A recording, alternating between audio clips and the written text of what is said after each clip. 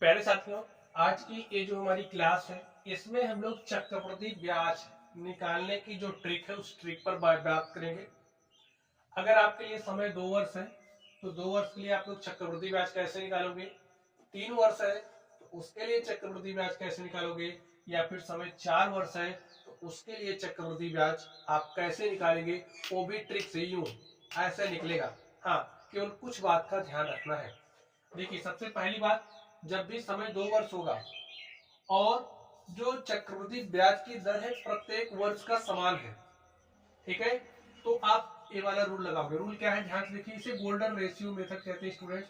तो यहाँ पर आप 2 लिखोगे, यहाँ पर आप 1 लिखोगे, ऐसे यहाँ पर आप गुणे का चिन्ह लगाओगे, यहाँ बराबर लिखोगे। अब इस बात को आपको याद रखना है, ठीक है। 2 और 1 कब, 2 वर्ष के लिए, ठीक है।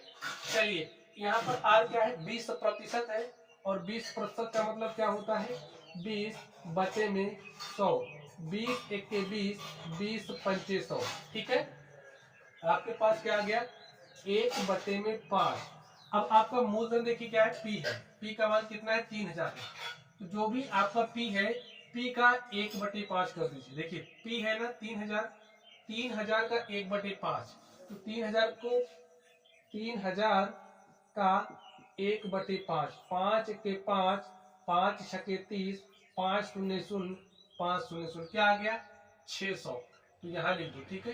चलिए यहाँ लिख दे रहा हूं, पी का 1/5। अब ध्यान से देखिए, यहाँ क्या लिखा जाएगा, ये जो संख्या आई है ना इसका 1/5, तो 600 का 1/5 करिए, 600 का 1/5 यानी कि 600 लिखिए आप, गुणे 1/5, 5 के 5, ठीक है, 1 6 5 दूनी 10, 5 शून्य, हमारे पास क्या आ गया 120 गुणे 1 अर्थात 120।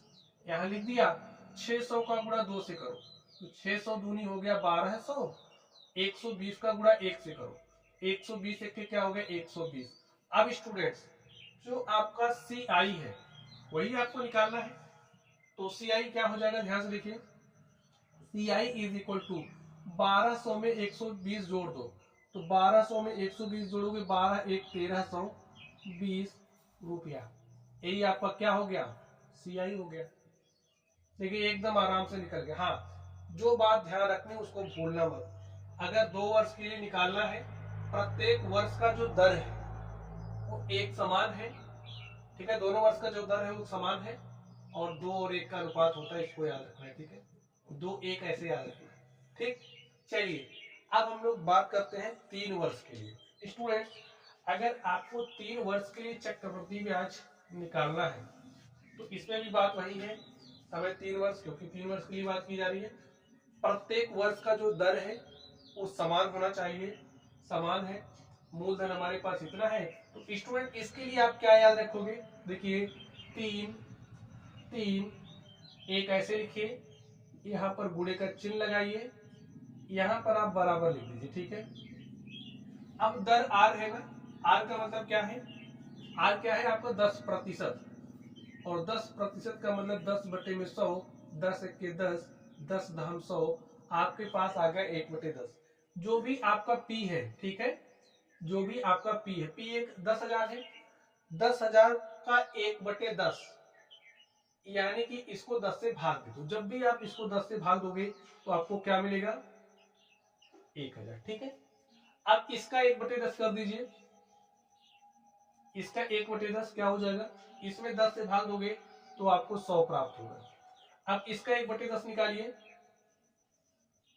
चलिए इसका 1/10 करिए, तो आपके पास क्या आ गया 10, गुणा कर लीजिए, 1000 का गुणा 3 से किया तो आ गया 3000, 100 का गुणा 3 से किया तो आ गया 300, 10 का गुणा 1 से किया आ गया 10। अब आपको सी आई बताना है, जोड़ के बता दीजिए, 3310, यही आपका आंसर होगा। देखिए केवल हाँ, इस बात को आपको ध्यान में रखना है, यहां पर इसको ध्यान में रखना है। चलिए स्टूडेंट, अब हम लोग बात करते हैं 4 वर्ष के लिए। अगर आपको 4 वर्ष के लिए सीआई निकालना है तो कैसे निकालो, देखिए समय 4 वर्ष होगा, जो आपका प्रत्येक वर्ष का दर है वो एक समान होगा, ठीक है, और आपको CI बताना है, तो इस स्थिति में स्टूडेंट जो आपका CI होगा वो क्या हो जाएगा, इसके लिए आप क्या ध्यान में रखना पड़ेगा, 4 6 4 1, यहाँ पर गुणे के चिन्ह लगा दीजिए, यहाँ पर आप बराबर लगाइए, ठीक है। आर का मान क्या है, 10%। 10% का मतलब 10/100, यानी कि आपके पास क्या आ जाएगा, 1/10। जो भी आपका मूलधन है, जो भी आपका P है, ठीक है, तो P का 1/10 यहाँ लिख दीजिए, यानी कि जब आप इसमें 10 से भाग दोगे, 1 जीरो हट जाएगा, आपके पास आएगा 10,000, यहाँ लिख दीजिए, ठीक है। चलिए अब क्या करना है, इसका 1/10, इसका 1/10 यानी कि 1 जीरो हटेगा, 1 2 3, इसका 1/10, 1 जीरो हटेगा तो आपको 100 मिलेगा, और इसका 1/10 करोगे आपको 10 मिलेगा।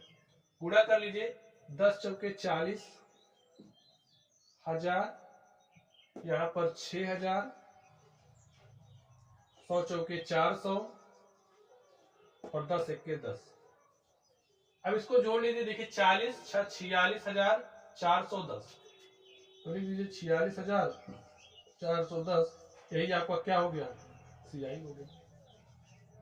स्टूडेंट्स यही ट्रिक है, अब इसमें आपको यही याद रखना है और कैसे इस्तेमाल करना है ये मैंने आपको सिखा दिया, ठीक है। तो अगर आपको ट्रिक पसंद आई हो तो वीडियो को लाइक करना है, चैनल को सब्सक्राइब कर लेना और अपने दोस्तों के साथ शेयर भी करना है, ठीक है। चलिए स्टूडेंट्स, आप लोग पढ़ते रहिए, थैंक यू।